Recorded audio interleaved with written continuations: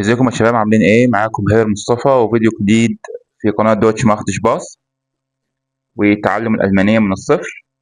النهاردة معانا درس جديد في كتاب جراماتيك أكتيف اسمه فيرب كونيوجاتسيون أو كونيوجاتسيون بريزنس، وهو تصريف الأفعال في زمن المضارع عادي في البريزنس. وهنتكلم على الريجل ميسيجن فيربن اللي هي الأفعال المنتظمة. تصريف الأفعال في اللغة الألمانية سهل وبسيط جدا، خصوصا الأفعال المنتظمة اللي هنتكلم عليها النهاردة. طيب احنا كنا قلنا في الحصة اللي فاتت او في السيشن اللي فات او الفيديو اللي فات قبل ده على طول ازاي بتكون الضمائر الشخصية وازاي بتيجي في الجملة. النهارده بنتكلم ازاي هنصرف الافعال مع الضمائر الشخصية اللي احنا قلناها، فقبل ما تشوف الدرس ده لازم تكون شفت الدرس اللي قبله عشان هو مبني عليه. النهارده عندنا تصريف الافعال جاي فيرب اسمه common. لو بصيت كده هتلاقي كاتب الفيرب فوق common اللي هو KOMMEN، وكاتب على الشمال هنا الضمائر اللي هما ايش ودو ار اس زي او ار زي اس، اوكي مفيش مشكله، وفيا وايا وزي اون زي كروس. ايش انا، دو انت او انتي، هقولهم كده سريعا: ار اس زي وفيا نحن، ايا انتم، وزي هم اللي هي زي بلورال يعني، وزي كروس يعني حضرتك او حضرتك او حضراتكم. تصريف الفيرب في الألمانية سهل وبسيط جدا، كل اللي بتعمله إن أنت بتحذف من الفيرب ال AN. ففيرب common لما هحذف منه ال AN تتبقى معايا كلمة com. تمام؟ كلمة com دي بنسميها في اللغة الألمانية أصل الفعل. أصل الفعل يبقى أي فعل في الألماني هشيل منه ال AN، الجزء المتبقي معاه ده اسمه أصل الفعل. ببدأ أضيف لأصل الفعل النهايات. إيه هي النهايات أو الإندونجن باللغة الألمانية؟ الإيش بتاخد نهاية A كاتبها لك أهو باللون الأحمر، والدو بتاخد نهاية اس تي، والار اس زي بتاخد تي، والفيا بتاخد اي ان، والاي بتاخد تي، والزي جروس بتاخد اي ان. فبالتالي لما نحط نهاية A لأصل الفيرب اللي هو كوم مع الإيش تبقى إيش كوما. دو كومست، ار اس زي كومت، فيا كومن، ايا kommt, sie und sie groß kommen. تاني احنا بنشيل ال AN من الفيرب. بالمناسبة معظم أفعال الألماني بتنتهي بال AN أهو arbeiten وهايسن AN، وعدد قليل قوي بينتهي بال N، وده هيقابلنا قدام. يبقى بعمل ايه للفيرب يا هير؟ بشيل ال AN وببدأ أضيف النهايات. الإيش تاخد نهاية A، والدو اس تي، والار اس زي تي، والفيا اي ان او اي ان يعني بالجرمن، والاي تي، والزي كوس اي ان. فتبقى ايش كوما، دو كومست، ار اس زي كومت، فيا كومن، ايا كومت، زي ان زي كوس كومن. بعد كده عندي فاب arbeiten. arbeiten يعني يعمل، هشيل منه الاي ان تتبقى معايا كلمة arbeit، وarbeit ده أصل الفيرب لسه قايلينه. هبدأ أضيف النهايات. الإيش تاخد A تبقى أربايتا، والدو بتاخد اس تي المفروض تبقى أربايتست. هلاقي إنه هنا ضاف AST، وكمان ال A عاملها بلون مخالف الأحمر، يبقى هو هنا عايز يعلمنا حاجة، وهي إني لما يكون أصل الفيرب منتهي ب T زي أربايت كده بضيف له A زيادة علشان أخفف النطق. يعني إيه أخفف النطق؟ هفهمك. أنا ما أقدرش أنطق تي اس تي ورا بعض، هتبقى صعبة جدا. لو انت جربت تنطقها هتحس الموضوع صعب جدا. هو بيقول لك ان الفيرب اللي بينتهي اصله بتي بضيف له ايه قبل الاس تي عشان اخفف النطق، فبالتالي تبقى اربايتست. نفس الموضوع مع الار والاس والزي، بضيف ايه فتبقى اربايتت. تمام. في اربايتن، ايه اربايتت، حط ايه اهي برضو لتخفيف النطق، وزي اون زي جوز اربايتن. تمام. يبقى الايه هنا محطوطه ايه لتخفيف النطق بس. طيب هي الافعال اللي بينتهي اصلها بت بس هي اللي بحط لها ايه؟ لا، ضيف عليهم بعض الأفعال اللي بتنتهي بدي، أصلها بدي، زي building، أشيل من ولد يبقى build. أفعال بتنتهي بN، بعض الأفعال اللي بتنتهي بN زي غشنن، يحسب. لأن عندي كمان فيرب فونن ما بضيفلوش A، يبقى على طول اس تي والتي على طول، وده هشرحه ليه، هقول لك ليه الفرق بينه وبين فونن وبين غشنن. يعني من الأفعال اللي بتنتهي أصلها بN أحط لها A، ومن الأفعال اللي بتنتهي أصلها بN وما بحطلهاش A. تمام؟ يبقى دي أو تي أو إن. وبعض الأفعال اللي تنتهي بأم زي أطمن، يتنفس. مش هنخش في الفروع دي لحد ما نقابلها واحنا بنحل. تمام كده؟ يبقى انا دلوقتي اتفقنا ان الفيرب اللي بينتهي اصله بتي زي اربايتن بضيف له ايه مع انهي ضمائر؟ مع الضمير دو، ومع الضمير ار اس زي، ومع الضمير ايا اللي هو قبل النهايه الاس تي وقبل النهايه التي. جميل؟ طيب بعد كده عندنا فيرب هايسن. هايسن يعني يسمى او يدعى. هشيل الاي ان تبقى هايس، احط النهايات لاصل الفيرب اللي هو هايس. ich heiße، du heißt، sie heißt، wir heißen، ihr heißt، sie und sie groß heißen. هلاقي عندي هنا ان فيرب هايسن فيه تركايه واحده بس، وهي ان مع الدو، التركايه الوحيده ان مع الدو ما حطيتش اس تي، ولكن حطيت تي فقط. حتى هو حاطط تحت الاس تسد خط. ليه حطيت تي فقط؟ لان انا عندي هنا اس تسد، والاس تسد هي عباره عن شارفس اس او دبل اس في الالماني، اكنها دبل اس موجوده، فهحط اس تالته ليه؟ كده كده النطق الاس موجود. فقال لك هنا ما بنحطش اس تي، بنحط تي فقط. طب الموضوع ده مع فيرب هايسن بس ولا مع افعال تانية؟ مع اي فعل ينتهي اصله بيه اس تسد زي هايسن كده، او اس زي ليزن، او ست زي تانسن يرقص، ست اللي هي الزد الانجليش، او اكس زي بوكسن. هحط ايه مع الدو؟ احط التي فقط بدلا من الاس تي. طب ده ليه هنا؟ عشان كده كده عندي نطق الاس، فمش محتاج احط اس. تمام؟ طيب لو بصيت هنا هيقول لك اوخ، يعني ايضا فيرب انتفوتن وتانسن وغيدن. تمام؟ فانتفوتن بحط ايه، وغيدن ايه، وتانسن بحط تي فقط مع الدو مش اس تي. واحنا بنحل كمان الموضوع هيبان اكتر. هنا مدينا كده صور عشان اخلي بالي. فيها كومن بيقول لك ان الفي تاخد اي ان، هي كوم تاخد تي، زي كومن اي ان، وبرضو الزي جروس حضرتك او حضراتكم او حضرتك اي ان تبقى زي كومن.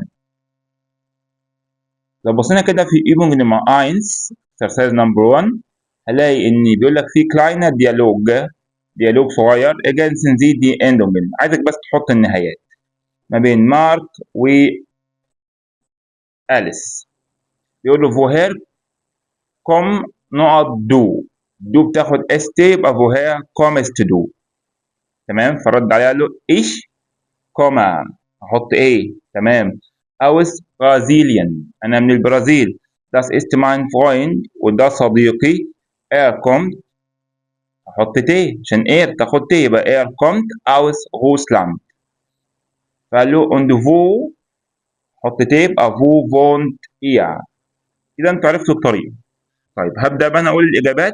طبعا انت هتوقف الفيديو هنا تحط اجاباتك، بعد كده تسمع الاجابات بتاعتي، شوف انا بقول صح زي ما انت اللي انت عملته صح زي ما انا قلت ولا لا. und wo wohnt ihr حط تي. wir wohnen ihr in ganz in der Nähe، احنا ساكنين قريبين جدا. wo arbeitest du، ich arbeite حط ايه bei der Post. guten Tag، wie heißen en، wie heißen Sie، ich heiße Sato. حط ايه؟ فراو شرودر بتقول له woher kommst ولا woher kommen Sie؟ طبعا ان يبقى woher kommen Sie حضرتك، والاس كابيتال يبقى دي زي groß. ich komme حط ايه aus Japan und meine Frau kommt aus den USA. ليه حط مع meine Frau تي؟ عشان meine Frau sie هي هتبقى تي. wir wohnen jetzt in Berlin. طيب هنا بيقول لك was passt zusammen، عايزك تعمل ماتشنج ما بين العمود اللي على الشمال والعمود اللي على اليمين. kombinieren sie. ايش نقط او ايش هتاخد نمبر كام؟ نمبر 1 تبقى ايش arbeite in Deutschland. تمام. du arbeitest in Frankfurt. Er heißt Schmidt. تمام اللي هي سي. wir wohnen in Berlin. هي جي، اللي هي بالانجلش جي. sie kommen aus Italien. بي. er wohnt im Hotel. طيب واحد يقول لي هل ينفع اقول ابدل ما بين الايه واقول ايه هايست او ايه مثلا هايست شميت؟ لا، لان هنا ايه يعني انتم اسمكم شميت مش هتنفع، لكن انتم تعيشون في فندق يبقى ايه فونت ام هوتيل. تمام. طيب الصفحه اللي بعدها Seite Nummer 11 Übung 3a ergänzen Sie die Endungen. يقول لك حط النهايات دي اللي هما A، عندك 3 A وفي AST وواحدة A و AN والباقيين كلهم T. طبعا هنحط كل نهاية مكانها. خلاص كده.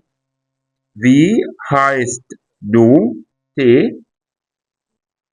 Ich heiße Alexander. يعني انت بتعمل ماتشنج وفي نفس الوقت بتحط النهايات. يبقى 1B. 2 kommt ihr mit ins Kino؟ kommt هنحط T، بيقول لهم هتروحوا معانا السينما. ممكن نختار لها نمبر دي، اللي هي نمبر دي. يقول لهم هتروحوا السينما. 9 leider ich arbeite، حط ايه heute bis 8، انا النهارده لازم اقعد اذاكر او اشتغل لحد الساعه 8. und Jana besucht، حط ت. ihre Eltern هتزور والديها vielleicht morgen، ممكن نروح بكره. يبقى 2D. Frau Tan kommt heute. gehen Sie zum Flughafen؟ يقول له ان فراو تان هتيجي النهارده، هتروحوا للمطار يعني تجيبوها من المطار. فقال له يا، هي ايه، هي بالانجليزي اي كده. يا زي كومت زيبن اور ان، هي هتوصل الساعة 7 مساء. دان برينجا، حط اي برينجا ايش زي zum هوتل، انا هوديها للفندق. يبقى 3 اي. نمرة 4 رقم 4 warum antwortest AST du nicht؟ ليه مش بتجاوب؟ هيقول له نمرة سي ich verstehe، حط ايه ich verstehe dich nicht يعني انا مش فاهمك. واخر واحدة tanzt، هيحط تي بس مش اس تي، برغم ان هي دو، عشان تانست فيها اصلها بينتهي بزد او الست بالالماني، فبالتالي بحط تي فقط مع دو وليس اس تي. tanzt du gern، كده مش فاضل غير واحدة اللي هي يا، اللي هي يا aber mein Freund tanzt leider nicht، ولكن صديقي لن يرقص للأسف. Übung Nummer 3b was passt zusammen kombiniere die in 3a. عايزك ان انت تماتش بعد ما تحط النهايات. احنا حطينا النهايات وعملنا ماتشنج في نفس الوقت، فخلاص ده كده خلص. يبقى الاكسرسايز ده فيه 2 اكسرسايز في نفس الوقت، واحد تحط فيه النهايات وبعد كده هتعمل ماتشنج ما بين هتوصل يعني ما بين العمود ده والعمود ده. احنا عملنا النهايات ووصلنا في نفس الحل. نمرة 4 im Deutschkurs، في كورس الألماني ganzen Sie die Endungen، يعني حط النهايات. ماريا كومت، أنا خلاص كده هقول على طول بقى وأنت كده كده عرفت النهاية تمشي إزاي. يعني لما أقول ماريا كومت أنت عارف أنا حطيت إيه. ماريا كومت aus Spanien، وأنا هتك كمان على النهاية عشان تتأكد أنا حطيت إيه. بيدرو und Angelo kommen aus Südamerika. Maria, Pedro und Angelo lernen zusammen Deutsch.